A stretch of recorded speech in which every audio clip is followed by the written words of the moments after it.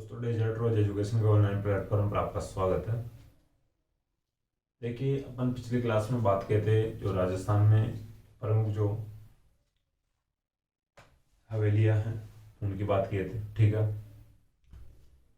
हवेलियों में जो ज़्यादातर अपन बात किए थे लास्ट में, जो इम्पोर्टेंट फैक्ट बनता है कि शेखावाटी की हवेलियाँ, शेखावाटी जो क्षेत्र है वहाँ पे जो सिक्कर चूरू झुंझुनू वाला जो क्षेत्र है वहाँ पर स्पेशली अपन ध्यान दिए थे। वहाँ के जो अलग अलग कस्बों में अलग अलग हवेलियों की बात किए थे। देखिए, पिछली क्लास में अपनी कंप्लीट हो चुकी हैं हवेलियाँ। आज अपन एक नया टॉपिक स्टार्ट करने जा रहे हैं, राजस्थान की चित्रकला। ठीक है, राजस्थान की चित्रकला।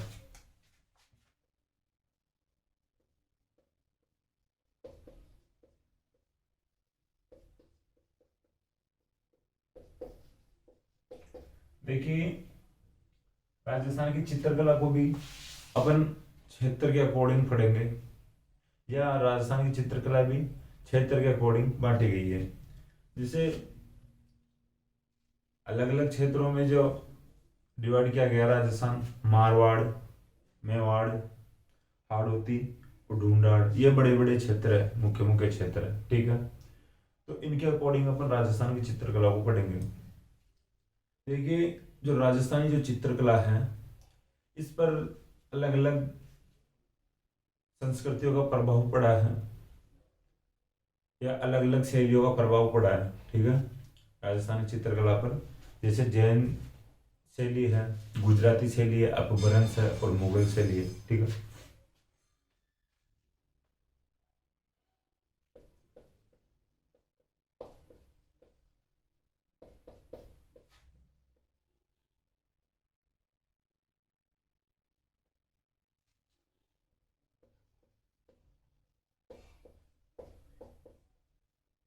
देखिए सबसे पहले अपने को जो भी मिलता है या ग्रंथ मिलते हैं, जो चित्रित ग्रंथ मिलते हैं वो जैन शैली से प्रभावित मिलते हैं। ठीक है, जैन से, फिर जैन के बाद में इसके कुछ प्रभाव अपने को गुजराती प्रभाव मिलता है, फिर इसके बाद में अपभ्रंश शैली का प्रभाव मिलता है, और अपभ्रंश के बाद में मुगल शैली का भी प्रभाव मिलता है।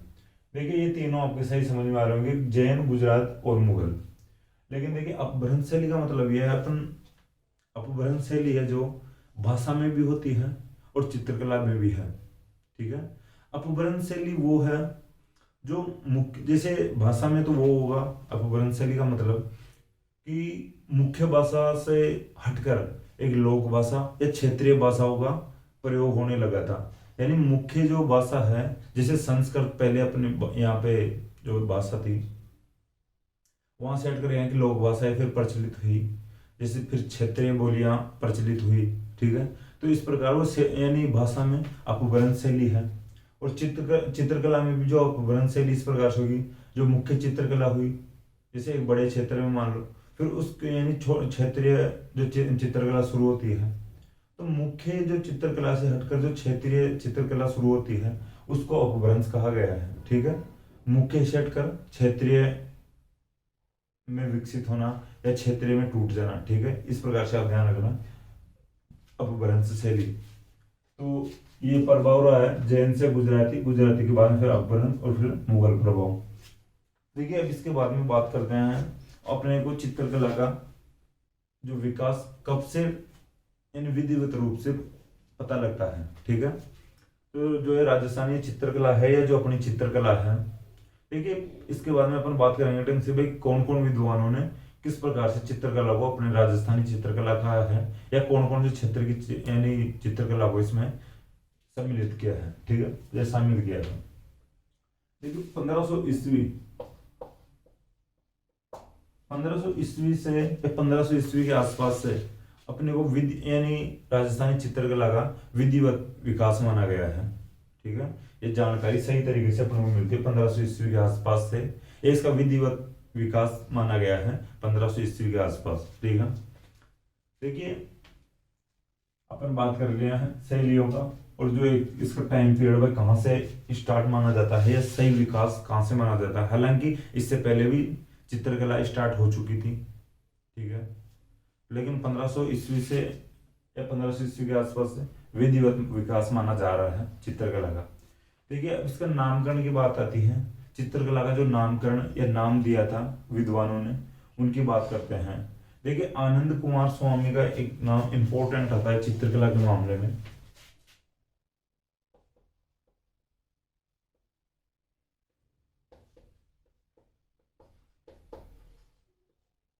ठीक है, आप थोड़ी हेडिंग डाल सकते हैं नामकरण, अलग अलग विद्वानों का नाम पढ़ेंगे, 3-4 लोग हैं या 3-4 विद्वान हैं, इनका नाम पढ़ेंगे आगे।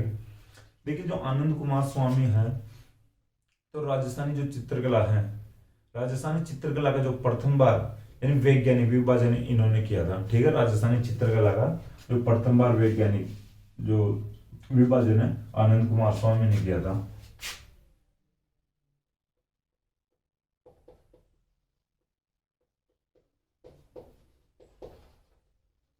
ठीक है, राजस्थानी चित्रकला का प्रथम वैज्ञानिक विभाजन आनंद कुमार स्वामी ने किया था। ठीक है, देखिए आनंद कुमार स्वामी की एक पुस्तक आई थी, ये आनंद कुमार स्वामी की एक पुस्तक है जो राजपूत पेंटिंग्स। ठीक है, राजपूत पेंटिंग्स इनकी एक पुस्तक है 1916 में यानी बनती है वो।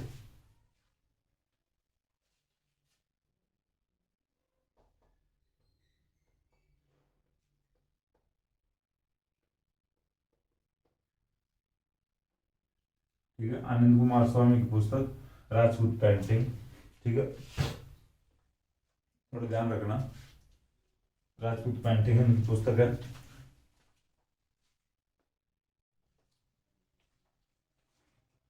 ठीक है, जैसे आनंद कुमार स्वामी ने एक पुस्तक लिखी थी राजपूत पेंटिंग्स। देखिए जो इस पर जो बुक में वैज्ञानिक विभाजन किया हुआ है, इनका प्रथम वैज्ञानिक विभाजन राजस्थानी चित्रकला का। देखिए जो राजपूत पेंटिंग्स जो पुस्तक है ये 1916 की पुस्तक है। ठीक है, 1916 की पुस्तक है।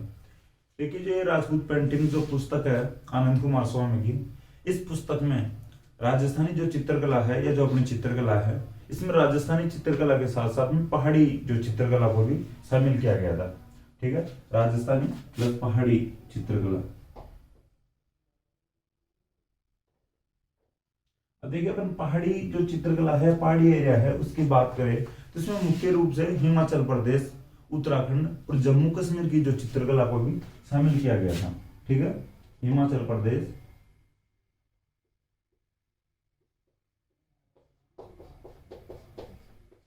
ठीक है, यूटी कैसे उत्तराखंड है, जे कैसे जम्मू कश्मीर है और एचपी से हिमाचल प्रदेश है। ठीक है, हिमाचल प्रदेश, उत्तराखंड और जम्मू कश्मीर की जो चित्रकला को राजस्थानी चित्रकला या अपनी चित्रकला के साथ में शामिल किया गया था आनंद कुमार स्वामी के द्वारा।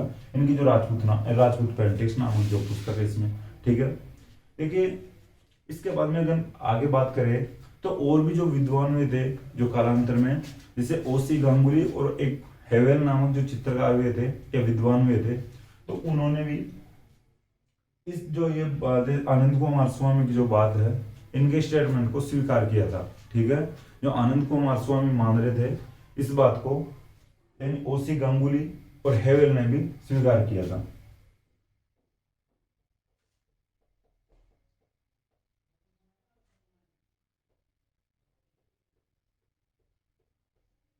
ठीक है, ये ओसी गांगुली, सौरव गांगुली को कुछ लगते हैं तो पता नहीं।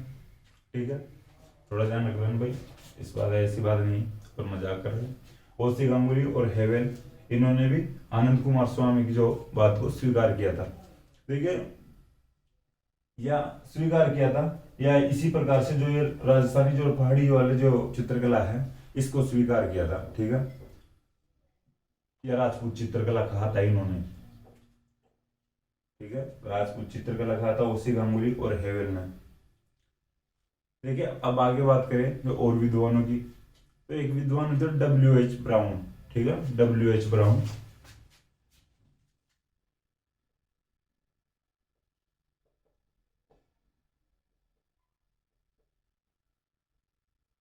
ठीक है, डब्ल्यू एच ब्राउन ने, इनकी एक पुस्तक थी इंडियन पेंटिंग्स, या डब्ल्यू एच ब्राउन की एक पुस्तक है इंडियन पेंटिंग, इसमें राजपूत कला का है इन्होंने भी। ठीक है, राजपूत कला इंडियन पेंटिंग में।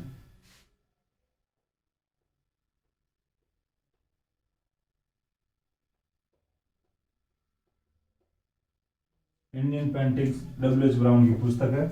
इस पुस्तक में इन्होंने भी अपनी चित्रकला को राजपूत चित्रकला कहा है।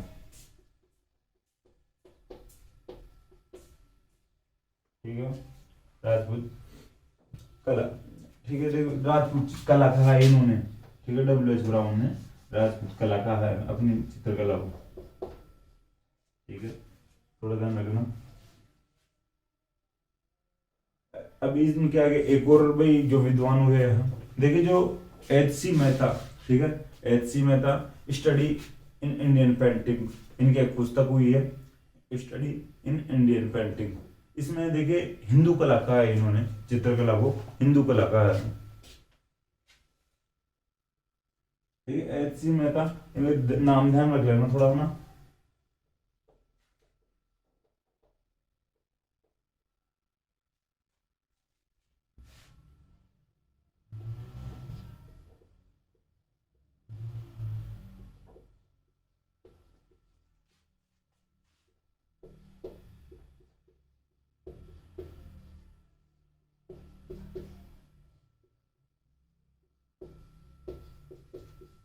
ठीक है, एच सी मेहता, इनकी एक पुस्तक है स्टडी इन इंडियन पेंटिंग। इसमें इन्होंने हिंदू कला का है अपनी चित्रकला को। ठीक है, तो थोड़ा ध्यान रखना। ओसी गांगुली और हेवेल ने आनंद कुमार स्वामी की जो स्टेटमेंट है उसको स्वीकार किया है। जो आनंद कुमार स्वामी मान रहे थे उसको स्वीकार किया है ओसी गांगुली और हेवेल ने। इसके बाद में डब्ल्यू एच ब्राउन, उनकी पुस्तक है इंडियन पेंटिंग्स, इन्होंने राजपूत कला का है। एच सी मेहता है, एच सी मेहता ने, इनकी एक पुस्तक है एच सी मेहता की स्टडी इन इंडियन पेंटिंग। जो एच सी मेहता ने स्टडी इन इंडियन पेंटिंग्स के द्वारा कहा कि जो हिंदू कला है। ठीक है, अब देखिए इसके बारे में आगे बात करें तो एक जो विद्वान हुए राय कृष्णदास। तो राय कृष्णदास का थोड़ा ध्यान रखना, ये थोड़ा स्पेशल फैक्ट है राय कृष्णदास का। देखिए इनकी एक पुस्तक है भारत की चित्रकला, राय कृष्णदास की।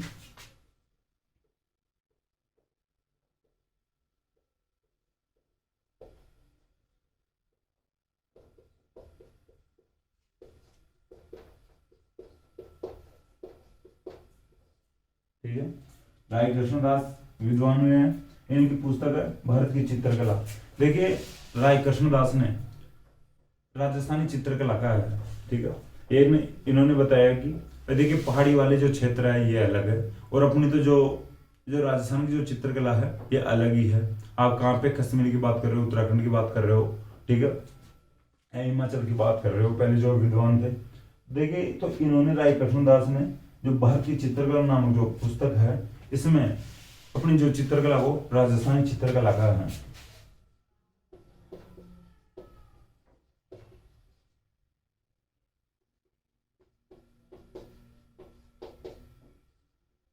ठीक है, तो यहाँ तक अपन बात समझ सकते हैं। सबसे पहले आनंद कुमार स्वामी की बात की, इनकी 1916 में राजपूत पेंटिंग नामक पुस्तक है ये। इसके बाद में ओसी गांगुली और हेवल की बात की, ओसी गांगुली और हेवल ने आनंद कुमार स्वामी ने जो बात कही थी उसको स्वीकार किया है। फिर डब्ल्यू एच ब्राउन की बात की थी, इनकी पुस्तक है इंडियन पेंटिंग्स।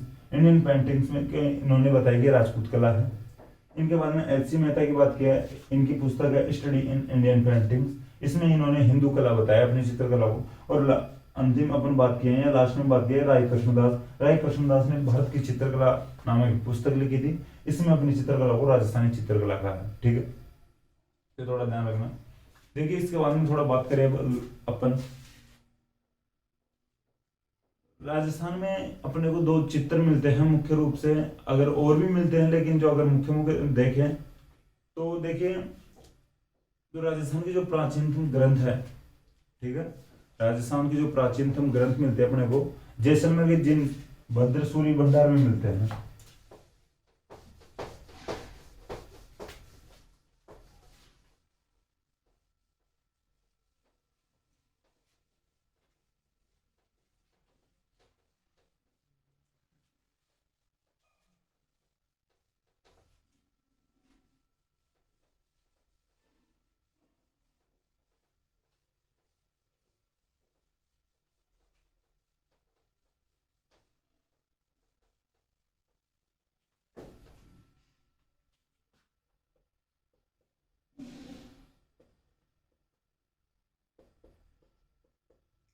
अपन पहले बात कर चुके हैं जैसलमेर जो जिनभद्र सूर्य भंडार है, जैसलमेर किले की बात कर चुके हैं।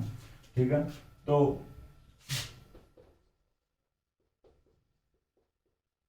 यहाँ से राजस्थान के प्राचीनतम ग्रंथ मिलते हैं। देखिए, दो जो ग्रंथों की अगर बात करें, सबसे पहले ये जैन ग्रंथ है भाई। ठीक है, जिसे औग्य निरुक्ति, ठीक है, औग्य निरुक्ति वर्ती।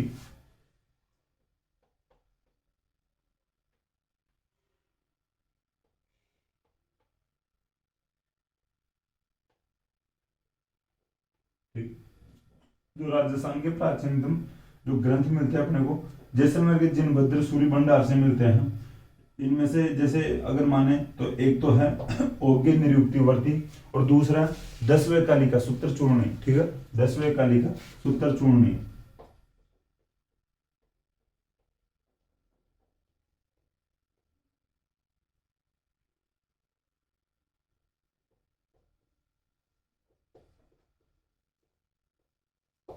ये दोनों देखिए जैन ग्रंथ है। अपने को प्राचीनतम जो इतिहास ज्यादातर मिला है तो जैन ग्रंथों से मिला है या जैन पांडुलिपियों से मिला है। तो ये भी देखिए जो जिनभद्र सूर्य भंडार है, ये भी यहाँ पे जैनों के जो इतिहास का या जैनों के ग्रंथों का अथाह भंडार है। ठीक है, तो अपन ने एग्जाम्पल के तौर पे देखा इन दो चित्रों का, औग्य निरुक्तिवर्ती और 10वें काली का सूत्र चूर्णी। ठीक है, प्राचीनतम जो चित्रित ग्रंथ है जिनभद्र सूर्य भंडार में है। ठीक है, देखिए ये जो ये जैन ग्रंथ है ये 1060 ईस्वी के आसपास के हैं। ठीक है, थोड़ा ध्यान देना, 1060 ईस्वी के आसपास के हैं। इस प्रकार के क्वेश्चन में आएंगे, लेकिन अपने को थोड़ी जानकारी के लिए यानी ध्यान रखना आवश्यक है। ठीक है, अब देखिए आगे बात करें तो राजस्थानी चित्रकला का वर्गीकरण।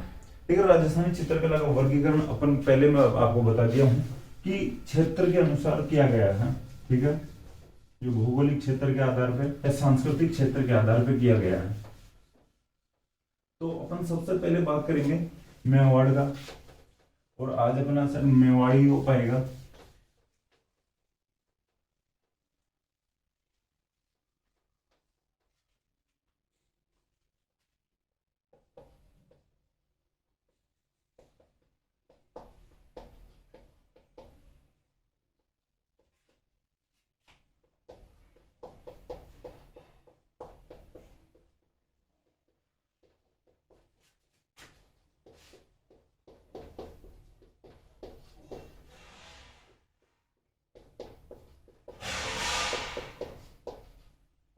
ठीक है, राजस्थानी चित्रकला का वितरण या विभाजन।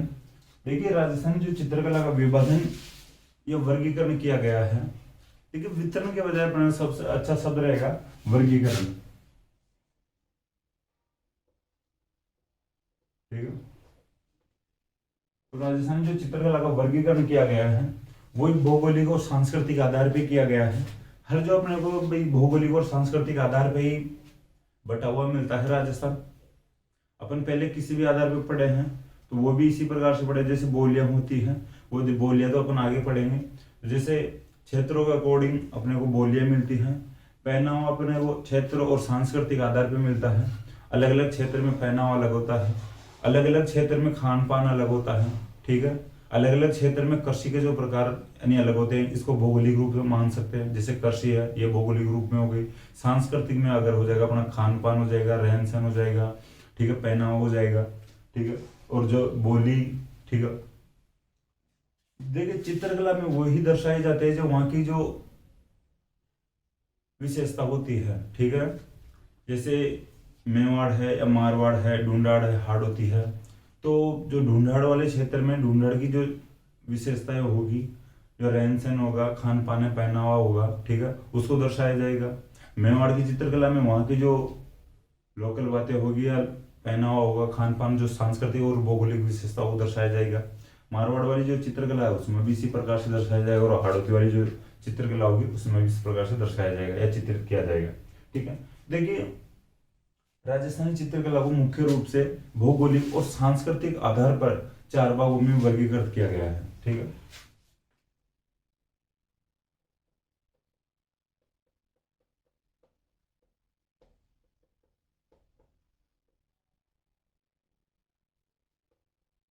ठीक है, 4 भागों में वर्गीकृत किया गया है, 4 भागों में बांटा गया है। ठीक है, अब बात करें सबसे पहले अपन मेवाड़ की। ठीक है, देखिए मेवाड़ जो चित्रकला है, मेवाड़ चित्रकला में सबसे पहले बात आती है चावड़िया उदयपुर की। देखिए जो चावड़ में महाराणा प्रताप जी अगर अपनी राजधानी बना चुके थे, ठीक है, उसके बाद से यानी मेवाड़ में चित्रकला एक सही तरीके से विकसित होती है। ठीक है, 1585 के आसपास जब जगन्नाथ कछुआ का जो आक्रमण हुआ था, अंतिम आक्रमण हुआ था महाराणा प्रताप के ऊपर, इसके बाद में वही कहते हैं कि भाई अपने को जानकारी मिलती है वही महाराणा प्रताप पे यानी मुगलों के आक्रमण नहीं हुए थे। ठीक है, मुगलों की तरफ से जगन्नाथ कछुआ 1585 में आक्रमण करता है, जो अंतिम आक्रमण था। तो इस समय भाई महाराणा प्रताप चावड़ में अपनी राजधानी ले आए थे। तो चावड़ से यानी मेवाड़ चित्रकला का यानी विकास होता है या सही मायने में विकास होना शुरू होता है। ठीक है, तो अपन सबसे पहले बात करेंगे चामुंडिया उदयपुर की। ठीक है, हालांकि महाराणा प्रताप जी से पहले भी यानी चित्रकला शुरू हो चुकी थी, उदय सिंह के टाइम में भी चित्रकला शुरू हो चुकी थी। ठीक है, तो अपन आगे बात करेंगे वैसे।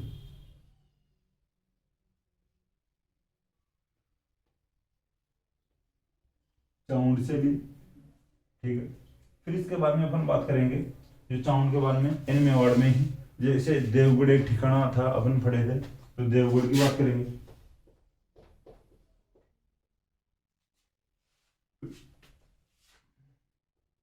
फिर देवगढ़ के बाद में मेवाड़ में ही नाथ द्वारा की बात करेंगे। ठीक है, लेकिन आज अपना जो चावड़ है उदयपुरी ही हो पाएगा। ठीक है, अपन ज्यादा लंबी क्लास नहीं करेंगे, धीरे धीरे पढ़ेंगे चित्रकला को। देखिए चित्रकला है, इसको समझना थोड़ा आवश्यक होता है। चित्रकला से क्वेश्चन बहुत यानी जरूर बनने लगे आजकल, बहुत ज्यादा क्वेश्चन जो चित्र यानी सब जो कल्चरल जो एक्टिविटीज है, कल्चरल जो गतिविधियां हैं या कल्चर वाला जो पार्ट है, इनमें से क्वेश्चन आते हैं। जैसे डायनेस्टी राजवंश आते हैं, इनमें से जो क्वेश्चन आजकल कम बन रहे हैं, या डायरेक्ट राजाओं के जो भी काम है उनसे क्वेश्चन कम बन रहे हैं। ठीक है, लेकिन जो कल्चर वाला पार्ट है, आर्ट एंड कल्चर, इसमें से क्वेश्चन ज्यादा आ रहे हैं एग्जाम्स में। ठीक है, तो मेवाड़ में जो चामुंड, देवगढ़ और नाथद्वारा। ठीक है, फिर मारवाड़ की बात करें पर देखिए मारवाड़ में मुख्य रूप से अगर देखा जाए तो जोधपुर आता है, बीकानेर, यानी मारवाड़ जो चित्रकला की बात बता रहा हूँ, जो मारवाड़ जो चित्रकला में जो जोधपुर वाले, भाई जोधपुर तो रहेगा ही, ठीक है, लेकिन बीकानेर को माना गया है, किशनगढ़ को माना गया है, नागौर को माना गया है और जैसलमेर को, अजमेर को माना गया है। ठीक है, यानी डायरेक्ट माइंड में आ सकते हैं नागौर, अजमेर, तो देखिए इनको भी इसी में माना गया है मारवाड़ चित्रकला में।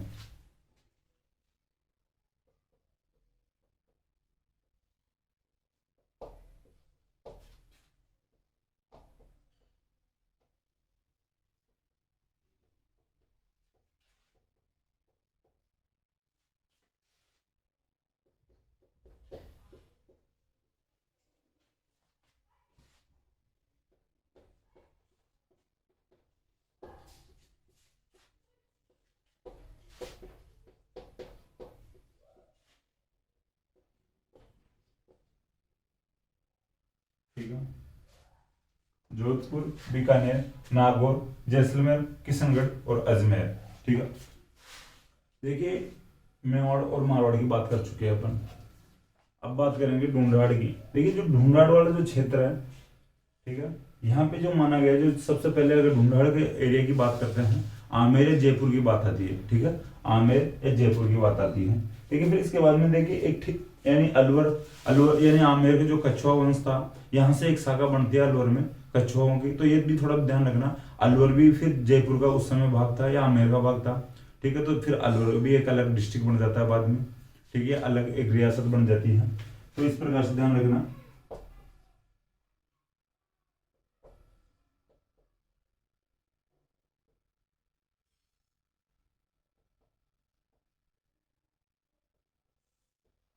हाँ, मेरे जयपुर को एक जगह लिख रहा हूँ मैं। अब देखिए इसके बारे में बात करते हैं अलवर की। अलवर शुरुआत में जयपुर के अंडर में ही था, बाद में रियासत बनती है। फिर देखिए इसके बाद में एक बात करते हैं एक ठिकाने की। एक देखिए ठिकाना था उनियारा। ठीक है, आमेर, जयपुर, अलवर, उनियारा और जो शेखावटी वाला जो क्षेत्र था, देखिए शेखावटी भी उस समय जयपुर का ही भाग हुआ करता था। अपन बात करें तो भाई प्रजामंडल के दौरान इनकी जो शेखावटी की, तो जयपुर से ही इसको भाई साथ दिया जा रहा था जयपुर से, ठीक है। शेखावटी तो ध्यान रखना थोड़ा, आमेर, जयपुर, अलवर, उनियारा और शेखावटी। देखिए ढूंढाड़ की बात कर लिया है, शेखावटी में वही वापस बात कहूंगा आपको कि जय यानी सिक्कर, चूरू और झुंझुनू, ये 3 जिले आते हैं मुख्य रूप से, ठीक है। फिर बात करेंगे हाड़ौती की, ठीक है। हाड़ौती में उस समय जो भौगोलिक क्षेत्र था, सबसे पहले बात करते हैं बूंदी की। फिर एक रियासत अलग होकर बनी थी कोटा। फिर आगे जो एक और रियासत बनी थी यहाँ पे झालावाड़, ठीक है। तो हाड़ौती जो चित्रकला में बूंदी, कोटा और झालावाड़ की जो चित्रकला को शामिल किया गया है, ठीक है। देखिए अब बात करें आगे इन चित्रकला को यानी तोड़कर इसके जो आगे अपन एक एक करके पढ़ते हैं, तो ये देखिए आप थोड़ा ध्यान रख लेना। राजस्थानी चित्रकला का वर्गीकरण या विभाजन भौगोलिक या सांस्कृतिक आधार पर 4 प्रकार से किया गया है, 4 भागों में बांटा गया है। मेवाड़ जो चाउंड, उदयपुर, देवगढ़ और नाथद्वारा को शामिल किया गया है मेवाड़ चित्रकला में। मारवाड़ में किया गया जोधपुर, बीकानेर, नागौर, जैसलमेर और किशनगढ़ और अजमेर को शामिल किया गया है। ढूंढाड़ में आमेर, जयपुर, अलवर, उनियारा और शेखावटी को शामिल किया गया है। और हाड़ौती में बूंदी, कोटा और झालावाड़ को शामिल किया गया है, ठीक है। ये थोड़ा ध्यान रखना।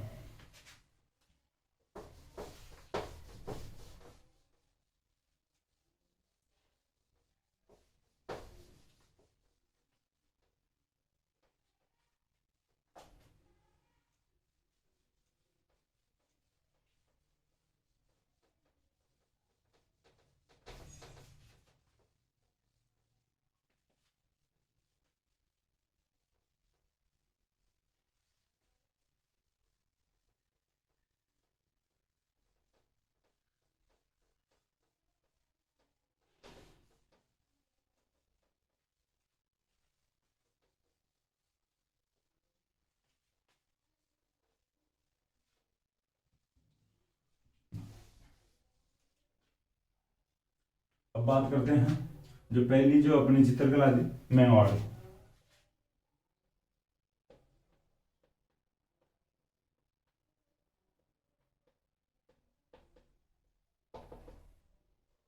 ठीक है।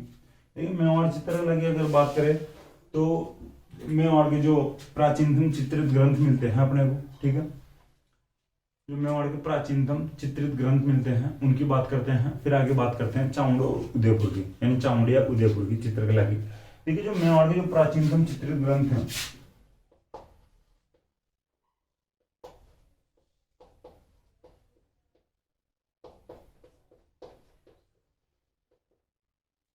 ठीक है।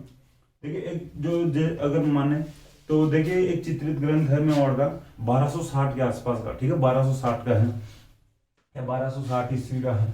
तो वो है जो श्रावक प्रतिक्रमण चूर्णी, ठीक है। श्रावक प्रतिक्रमण सूत्र चूर्णी,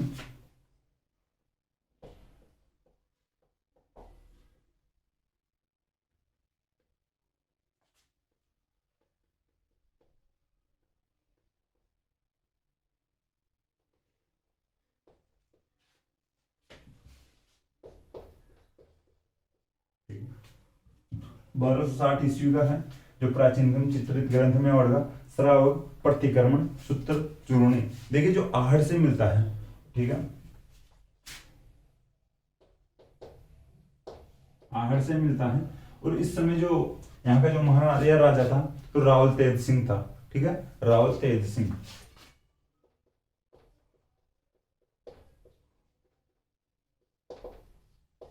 तो राहुल तेज सिंह के समय का 1260 ईस्वी का एक चित्रित ग्रंथ मिलता है जिसका नाम है श्रावक प्रतिक्रमण सूत्र चूर्णी, आहड़ से मिलता है, ठीक है। देखिए इस समय जो यहाँ के जो राजा थे रावल टाइटल का प्रयोग करते थे, ठीक है। तो थोड़ा ध्यान रखना, इनकी उपाधि इस समय रावल थी। देखिए अब इसके बाद में एक और जो चित्रित ग्रंथ मिलता है ये 1423 का है, ठीक है। 1423 का जो चित्रित ग्रंथ है, इस समय जो मोगलिया का जो राजा था वो देलवाड़ा से मिलता है,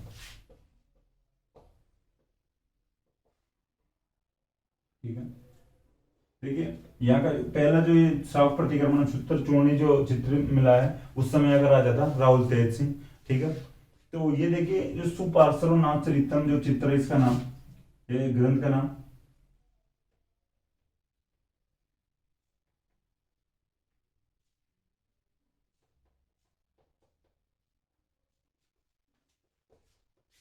ये देलवाड़ा से मिलता है। मुकुल इस समय यहाँ का शासक था या राजा था, ठीक है। 1423 का ग्रंथ है, चित्रित ग्रंथ है सुपार्श्व नाम चरितम, देलवाड़ा से मिलता है। राजा इस समय मोकल था, ठीक है। देखिए जो सुपार्श्व नाथ है ये जो जैनों के सातवें तीर्थंकर थे, ये आप ब्रैकेट में लिख सकते हो कहीं पे भी। सुपार्श्व नाथ थे जो जैनों के सातवें, ठीक है, तीर्थंकर थे या सातवें तीर्थंकर थे, ठीक है। चरितम का मतलब जीवनी होता है, एक शब्द को अगर वो भी ब्रैकेट में लिख सकते हो। ये चरितम है, इसका मतलब होता है जीवनी, ठीक है। तो सुपार्श्वनाथ जी की जीवनी थी, 1423 में चित्रित किया गया था, देलवाड़ा से अपने को मिलता है मुगल के समय में, ठीक है। देखिए जो मेवाड़ चित्रकला है ये भी किसी न किसी चित्रकला से प्रभावित हुई होगी, अपने को मिलती होगी भाई। जो मेवाड़ चित्रकला है ये चित्रकला किस और जो राजस्थान से बाहर की कोई चित्रकला से मिलती जुलती है क्या? तो अगर मुख्य रूप से देखा जाए तो मेवाड़ चित्रकला जो मिलती जुलती है अजंता चित्रकला से, ठीक है। यहाँ पे लिख देता हूँ।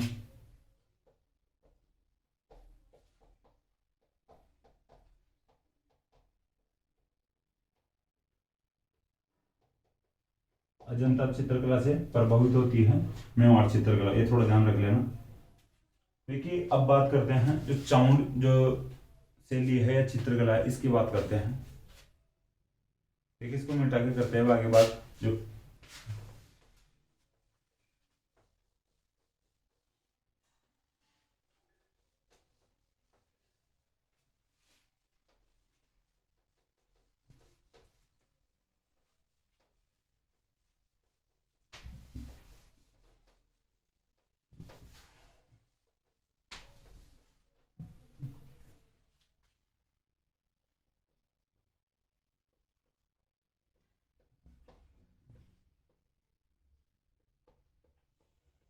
चामुंडे उदयपुर चित्रकला शैली, ठीक है।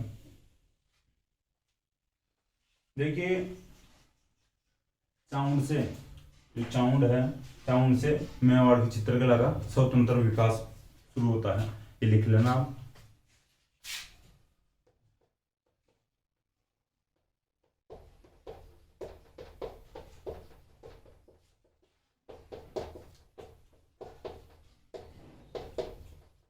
ठीक है, मेवाड़ चित्रकला का स्वतंत्र विकास शुरू होता है चाउंड से, ठीक है।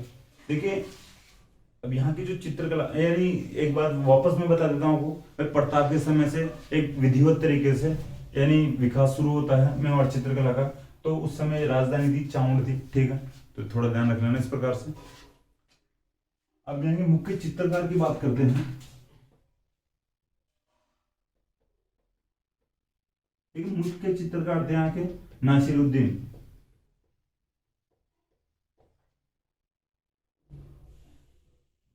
ठीक है। मेवाड़ के जो मुख्य चित्रकार थे नासिरुद्दीन थे।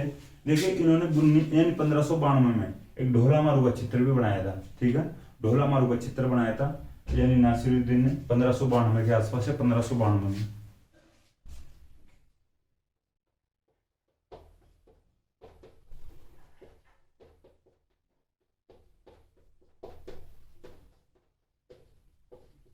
देखिए राजस्थान के आर्ट एंड कल्चर की बात आते ही एक कोई बुक पे या कोई भी पर्दे पे या कोई भी चित्र अगर अपने को मिलता है तो देखिए एक ऊंट पे चित्र किया हुआ है, एक पुरुष और एक महिला अपने को दिखाई देती है उस ऊंट पर। तो देखिए वो जो चित्रित या वो चित्र चित्रित किया गया है वो ही चित्र ढोला मारू का चित्र है, ठीक है। ऊंट पे बैठा एक महिला और एक पुरुष का जो चित्र है वो ढोला मारू का चित्र है, ठीक है। तो ढोला मारू का चित्र नासिरुद्दीन ने चित्रित किया था, ठीक है, 1592 में। ये थोड़ा ध्यान रखना। देखिए नासिरुद्दीन जो नासिरुद्दीन है इनका भी नाम थोड़ा ध्यान रखना ढंग से, इंपॉर्टेंट जो चित्रकारों में से एक थे नासिरुद्दीन। देखिए जो ढोलामारू का चित्र है वर्तमान में दिल्ली के जो राष्ट्रीय संग्रहालय में स्थित है। ये दिल्ली के जो राष्ट्रीय संग्रहालय में रखा गया है।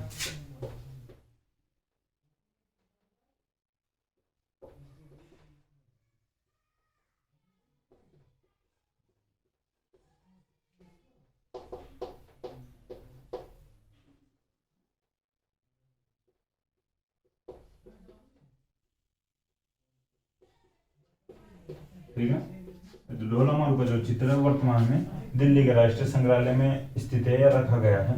1592 का चित्र है। ढोलामारू का चित्र नासिरुद्दीन के द्वारा चित्रित किया गया है। देखिए ये बात थी महाराणा प्रताप के समय की। ठीक है, ये जो बातें कर रहे थे अपन महाराणा प्रताप के समय की बातें कर रहे थे। यहाँ पे थोड़ा ध्यान रख लेना, यहाँ पे डाल लेना हेडिंग।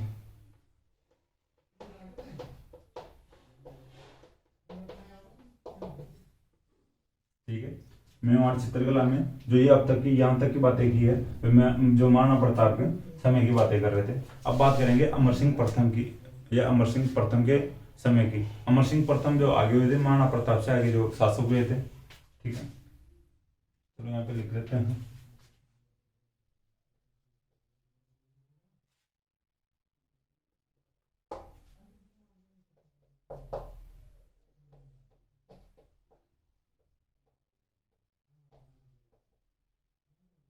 ठीक है, अमर सिंह प्रथम। ठीक है, अमर सिंह प्रथम के टाइम में भी नासिरुद्दीन कलाकार थे। ठीक है, जो चित्रकार थे।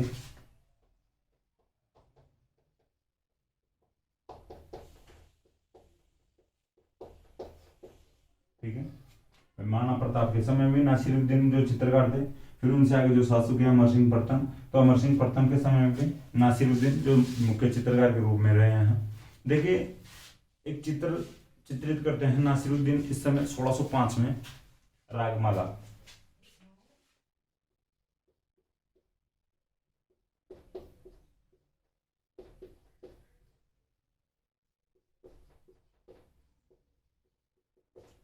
ठीक है, देखिए जो रागमाला का चित्रण है नासिरुद्दीन के द्वारा किया गया था। देखिए ये भी थोड़ा ध्यान रखना पड़ेगा, आपको कंफ्यूज हो सकते हो। रागमाला के जो चित्र है, रागमाला का जो चित्रण है अलग अलग कलाकारों के द्वारा अलग अलग रियासतों में भी किया गया है, या अलग अलग शैलियों में भी किया गया है। अपन आगे धीरे धीरे बात करेंगे।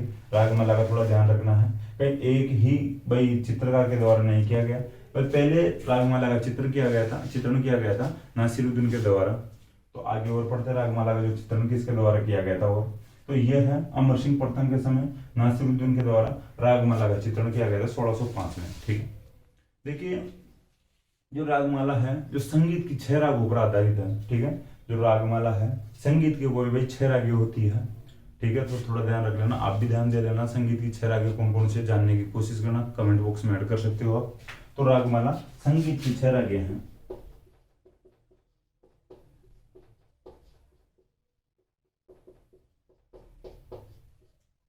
ठीक है, इस प्रकार से ध्यान रखना। रागमाला है, राग हो गया, राग का मतलब है संगीत हो गया एक प्रकार से। तो रागमाला जो संगीत की 6 रागें हैं, तो संगीत की 6 रागों का चित्रण किया गया है नासिरुद्दीन के द्वारा अमर सिंह प्रथम के समय में। ठीक है, देखिए इसी समय में जो 12 मासा का भी चित्रण किया गया था, अमर सिंह प्रथम के समय में 12 मासा का भी चित्रण किया गया था।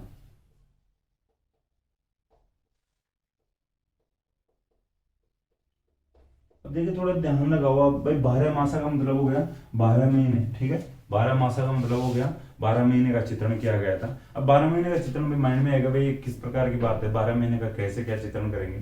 तो 12 महीने जो 12 मासा का जो चित्रण है ये ऋतुओं के आधार पर चित्रण किया गया है।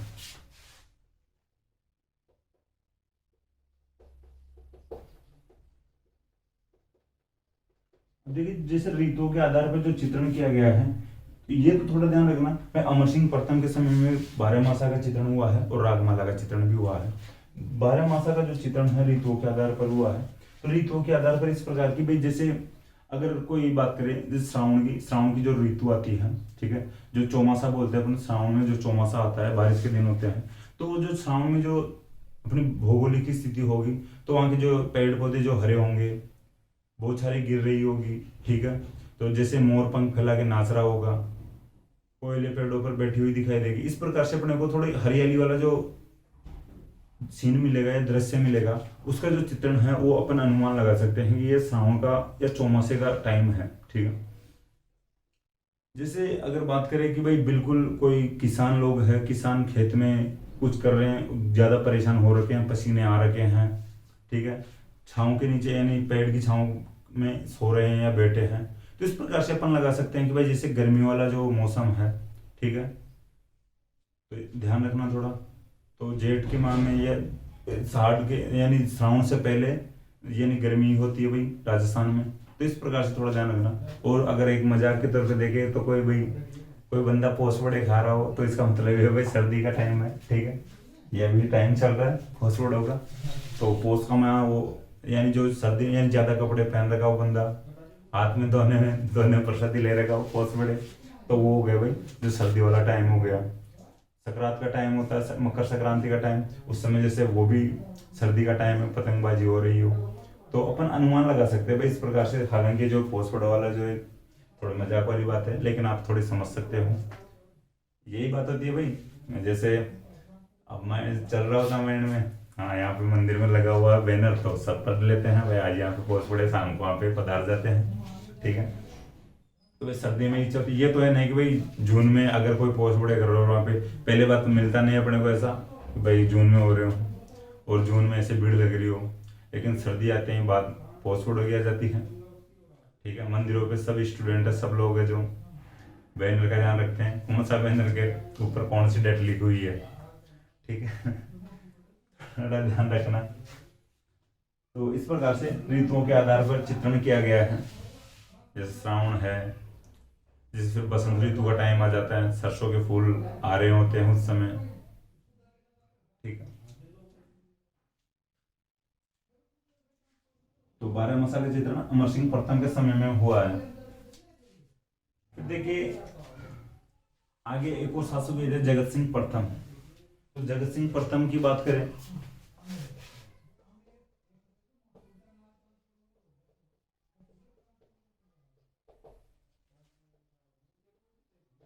ठीक है, पहले बात की महाराणा प्रताप की, फिर बात की अमर सिंह प्रथम की, अब बात कर रहे हैं जगत सिंह प्रथम की। ठीक है, जगत सिंह प्रथम के समय में बात करें तो इनका जो शासन काल था, ठीक है, जगत सिंह जो प्रथम का जो शासन काल था मेवाड़ की चित्रकला का सवर्ण काल कहलाता है। ठीक है, मेवाड़ की चित्रकला का सवर्ण काल।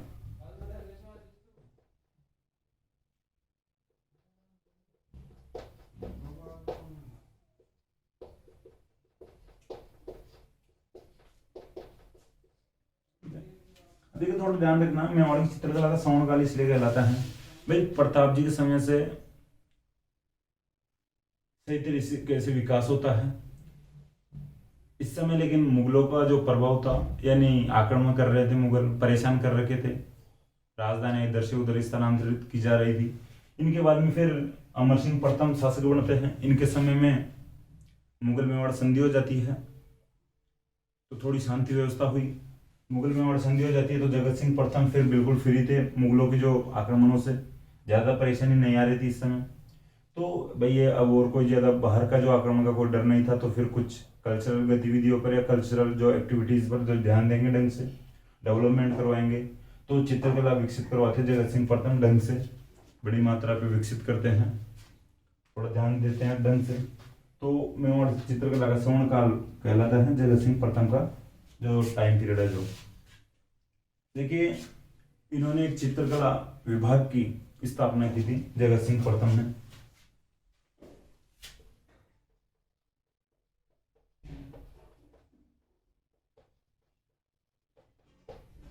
देखिए जो चित्रकला विभाग है अमर सिंह प्रथम ने इसकी स्थापना की थी, और इसको कहा जाता है चित्रोरी ओबरी, ठीक है, या तस्वीरारों कारखानों।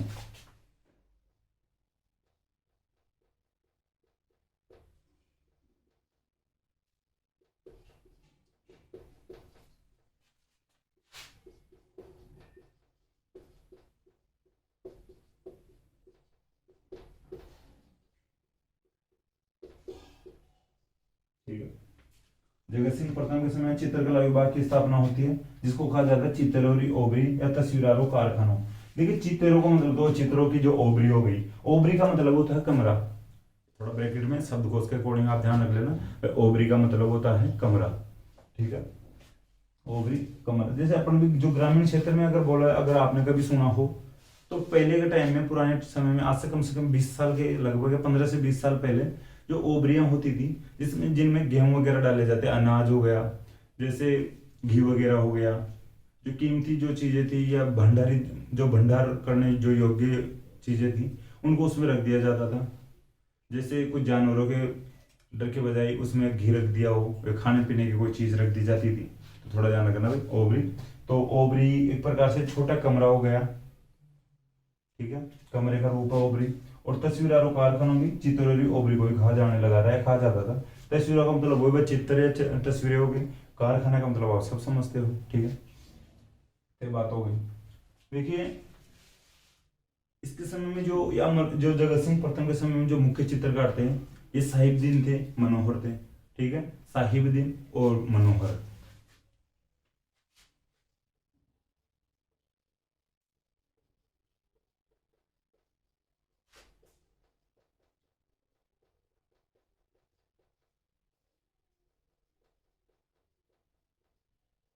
दो चित्रकार मुख्य रूप से थे यहाँ पे, साहिबदीन और मनोहर। देखिए साहिबदीन ने भी इस समय रागमाला का चित्रण किया था, ये ध्यान रखना। अभी अपन बात किए थे, तो रागमाला का चित्र नासिरुद्दीन के द्वारा किया गया था, ठीक, सॉरी, देखिए नासिरुद्दीन के द्वारा ढोला मारू का चित्रण किया गया था। और अमर सिंह प्रथम के समय में नासिरुद्दीन के द्वारा ही रागमाला का चित्रण किया गया था। और जो जगत सिंह प्रथम के समय, ये जो साहिबदीन के द्वारा रागमाला का चित्रण किया गया था। और आगे पढ़ेंगे अभी, आगे रागमाला के चित्रण जो किए गए थे, ठीक है, साहिबदीन के द्वारा रागमाला का चित्रण किया गया था। देखिए जो साहिबदीन है, इसने राजाओं के व्यक्तिगत चित्रण भी किए हैं, या राजाओं के व्यक्तिगत चित्र भी बनाए हैं, ठीक है। साहिबदीन ने रागमाला का चित्रण किया और राजाओं के व्यक्तिगत चित्र भी बनाए हैं, जो साहिबदीन ने। देखिए इसके बाद में आगे और बात करें तो चामुंडे मेवाड़ी, तो संग्राम सिंह द्वितीय हुए थे, ठीक है। संग्राम सिंह द्वितीय के समय में जो चित्रकला विकसित होती है, इसकी भी अपन बात करते हैं। चित्रकला का जो विकास हुआ संग्राम सिंह के समय में, उसके भी अपन बात कर लेते हैं।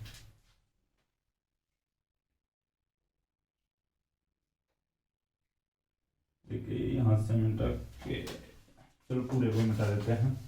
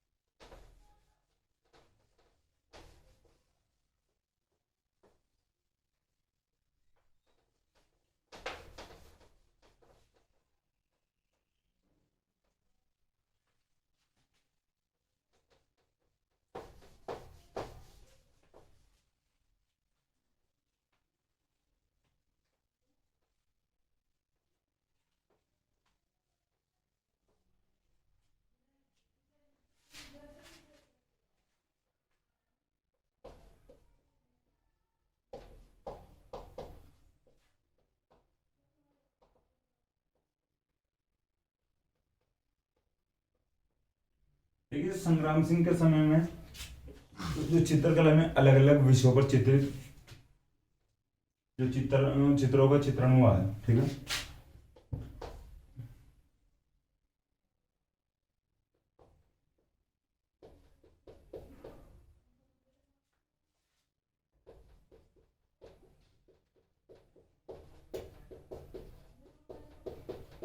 ठीक है, संग्राम सिंह द्वितीय के समय में अलग अलग विषयों पर चित्रण हुआ है।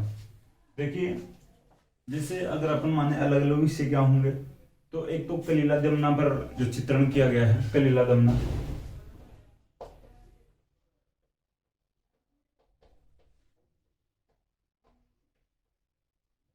और दूसरा है मुल्ला दो प्याजा के लतीफे।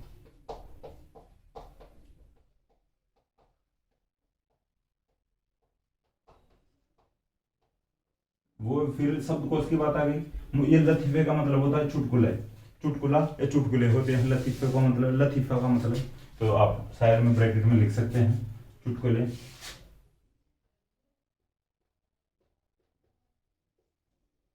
ठीक है। संग्राम सिंह द्वितीय के समय में कलीला दमना और मुल्ला दो प्याजा, जैसे अपन मानते हैं अलग अलग विषयों पर चित्रण हुआ है। देखिए कलीला दमना की बात करें तो विष्णु शर्मा की एक पुस्तक है या ग्रंथ है विष्णु शर्मा का पंचतंत्र। ठीक है, विष्णु शर्मा का जो प्राचीन ग्रंथ है पंचतंत्र।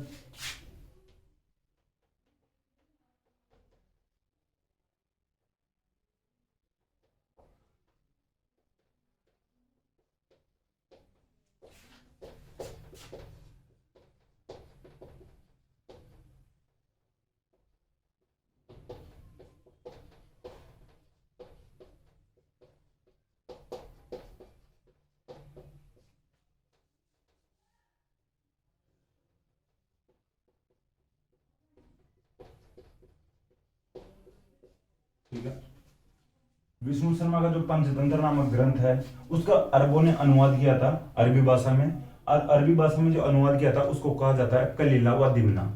ठीक है, कलीला व दिमना कहा जाता है। तो कलीला व दिमना का जो इसके ऊपर, कलीला व दिमना के ऊपर जो महाराणा यानी जो संग्राम सिंह द्वितीय के समय में जो चित्रण हुआ है उसको कलीला दमना कहा गया है। ठीक है, तो समझ में आ गया होगा सही। विष्णु शर्मा की जो ग्रंथ है पंचतंत्र, इसका अरबों ने अरबी भाषा में अनुवाद किया था। जो अरबी भाषा में किया गया अनुवाद इसका कहलाता है कलीला व दिमना। कलीला व दिमना जो अरबी भाषा में अनुवाद किया गया कहलाया। इसके ऊपर संग्राम सिंह द्वितीय के समय में जो चित्रण किया गया है उसको कहा गया है कलीला दमना। ठीक है, थोड़ा ध्यान रखना। यानी सीधे तौर पर अगर कहा जाए तो ये कलीला दमना है पंचतंत्र से जुड़ा हुआ है। पंचतंत्र विष्णु शर्मा का एक ग्रंथ है। ठीक है, मुल्ला दो प्याजा की अगर बात करें, देखिए जो मुल्ला दो प्याजा है जो अकबर के दरबार में नवरत्नों में से एक था। मुल्ला दो प्याजा अकबर के दरबार में नवरत्नों में से एक था। देखिए कहा जाता है कि भाई दो हमेशा जो खाने के साथ में दो प्याज खाता था। ठीक है, भाई खाता होगा सलाद के रूप में। प्याज तो हर किसी को आवश्यक होते हैं, सलाद लेते हैं सब, चखना के साथ में भी लेते हैं प्याज तो। ठीक है, तो मुल्ला दो प्याजा ये अकबर के दरबार में एक दरबारी विद्वान था, नवरत्नों में से एक था। अक्सर खाने के साथ दो प्याज खाता था, इसलिए इसका नाम पड़ा मुल्ला दो प्याजा। तो ये चुटकुले सुनाता रहता था, तो मुल्ला दो प्याजा के लतीफे यानी चुटकुले हो गए। तो इनके ऊपर भी भाई चित्रण हुआ था। देखिए अब यहां तक अपन बात कर लिया अलग अलग विषयों पर चित्रण किया गया संग्राम सिंह द्वितीय के समय में। अब बात आती है जो चावंडिया उदयपुर जो शैली की जो विशेषताएं हैं इनकी। ठीक है,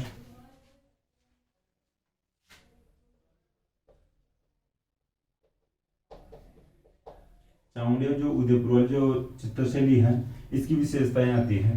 देखिए जो विशेषता में सबसे पहले अपन बात करें एक बार, तो राजस्थानी चित्रकला का उद्भव माना जाता है जो मेवाड़ वाली जो चित्रकला है जो।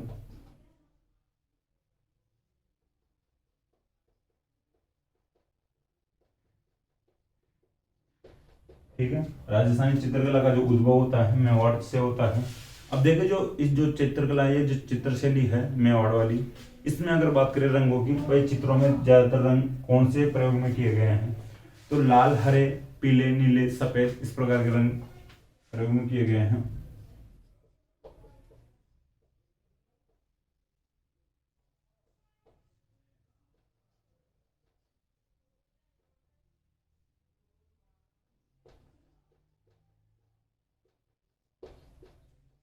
ठीक है, लाल, हरे, पीले, नीले और सफेद रंगों का प्रयोग किया गया है। लाल, हरा, पीला, सफेद और नीला रंग इनका प्रयोग किया गया है। जो चावल और उदयपुर वाली जो शैली है चित्र शैली है इसमें लाल, पीला, हरा, नीला और सफेद रंग। ठीक है, देखिए इसमें एक स्पेशल फैक्ट आता है, स्पेशल जो तथ्य आता है अपने सामने, मुख्य तथ्य आता है। इसमें जो शिकार के दृश्य हैं उन पर 3D प्रभाव भी दिखाई देता है।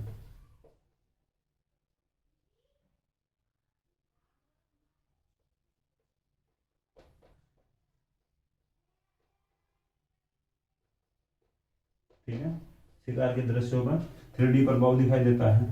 जो महिलाएं हैं, ठीक है, महिलाओं को चित्रण किया गया है तो आंखें मछली के समान की गई है। यह जो आंखों का चित्रण किया गया है मछली की आंखों के समान किया गया है।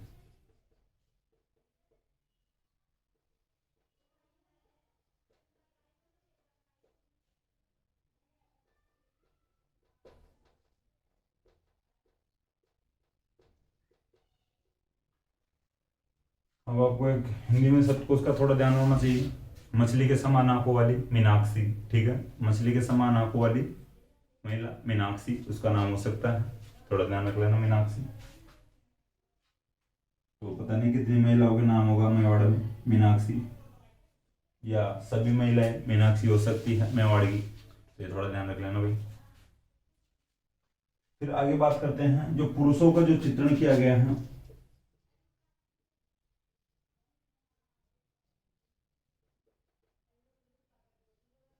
पुरुषों को छोटे कद वाला बताया गया इसमें, ठीक है, कम कद का, और उनकी जो गर्दन छोटी, गर्दन को ग्रीवा बोलते हैं, ठीक है, और सिर पर पगड़ी दर्शाई गई है पुरुषों के।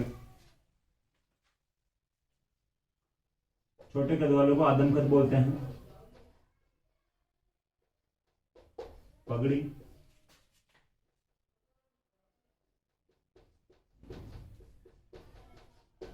ठीक है, थोड़ा ध्यान रखना। जो पुरुषों का चित्रण किया गया है, तो अब देखिए आपको दिख रहा नहीं होगा शायद, मुझे लग रहा है, फिर भी अगर थोड़ा ध्यान देना, जो पुरुषों का जो चित्रण किया गया है इसमें पुरुषों को आदम कद दिखाया गया है, सिर पे पगड़ी दिखाई गई है, और जो छोटी ग्रीवा दिखाई गई, ग्रीवा का मतलब होता है गर्दन, ठीक है। देखिए जो कदम्ब के वृक्ष का जो चित्रण ज्यादा मात्रा में किया गया है,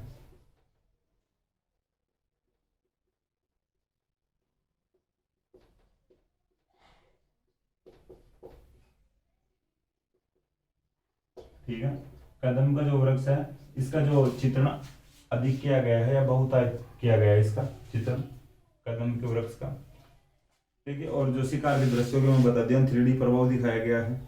देखिए मुख्य चित्रकारों की बात करें अपन, एक दो चित्रकारों के नाम तो पढ़ चुके हैं, लेकिन और भी जो चित्रकार हुए हैं उनकी बात करें, यहाँ पे लिख देता हूँ,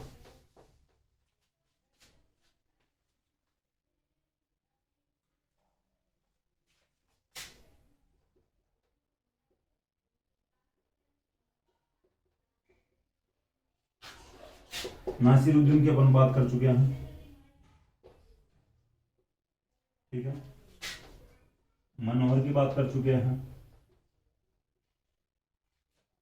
साहिब राम की बात कर चुके हैं, एक चित्रकार थे गंगाराम, एक चित्रकार थे करपराम, ठीक है। लेकिन जो मुख्य मुख्य जो चित्रकार है इसके जो मेवाड़ चित्रकला के चावड़े उदयपुर के नासिरुद्दीन, मनोहर और साहिब राम है। फिर गंगाराम और करपाराम की भी बात आ जाती है, और एक जगन्नाथ भी नाम थोड़ा ध्यान रख लेना, जगन्नाथ, ठीक है। तो और एक चित्रकार था नूरुद्दीन, तो नूरुद्दीन का थोड़ा ध्यान रखना, और एक नानाराम,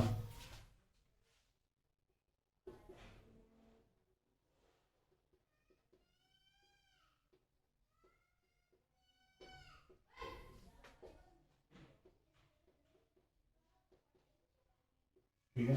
मुख्य चित्रकार नासिरुद्दीन, मनोहर, साहिबराम, गंगाराम, करपाराम, नानाराम, नूरुद्दीन और जगन्नाथ, ठीक है। देखिए जो नानाराम था या जो चित्रकार था नानाराम, ये इसका एक चित्र था परिजात अवतरण, ठीक है। परिजात देखिए एक वृक्ष का नाम लिया गया है या वृक्ष का रूप लिया गया परिजात। तो जो नानाराम का जो चित्र था परिजात अवतरण था या पारिजात अवतरण, इसका एक चित्र है मुख्य। देखिए उदय सिंह के समय में ये चित्र चित्रित किया गया था, पारिजात अवतरण उदय सिंह के समय में चित्रित किया गया था 1540 के आसपास, ठीक है। 1540 में उदय सिंह के समय नानाराम के द्वारा पारिजात अवतरण नामक एक चित्र बनाया गया था। पारिजात एक पौधे का नाम है। देखिए नूरुद्दीन है जो इसने जगत सिंह सेकंड का व्यक्तिगत चित्र बनाया था, ठीक है। नूरुद्दीन ने जगत सिंह सेकंड का व्यक्तिगत चित्र बनाया था, ठीक है। तो इस प्रकार देखिए ये जो चावड़े उदयपुर की जो चित्र शैली है, चित्रकला शैली है, कंप्लीट होती है अपनी। अब आगे पढ़ेंगे देवगढ़ और चित्र यानी नाथ द्वारा जो चित्रकला शैलियाँ पढ़ेंगे। फिर आगे और पढ़ेंगे मारवाड़, ढूंढाड़ और हाड़ौती। ठीक है, तो देखिए अपन यहाँ तक बात किए हैं जो मेवाड़ चित्रकला की जो बात किए हैं। तो मेवाड़ चित्रकला सबसे पहले बात किए थे अपन महाराणा प्रताप की। ठीक है, महाराणा प्रताप के बाद में अमर सिंह प्रथम की बात किए थे। ठीक है, देखिए जो अमर सिंह प्रथम की बात किए थे, जो महाराणा प्रताप और अमर सिंह प्रथम को थोड़ा ध्यान रखना, स्पेशली ध्यान रखना। इनके समय में, इनके बाद में जो फिर चित्रकार जो शासक हुए थे, जगत सिंह प्रथम हुए थे। जगत सिंह प्रथम का जो शासनकाल था जो मेवाड़ की चित्रकला का स्वर्ण काल कहलाता है।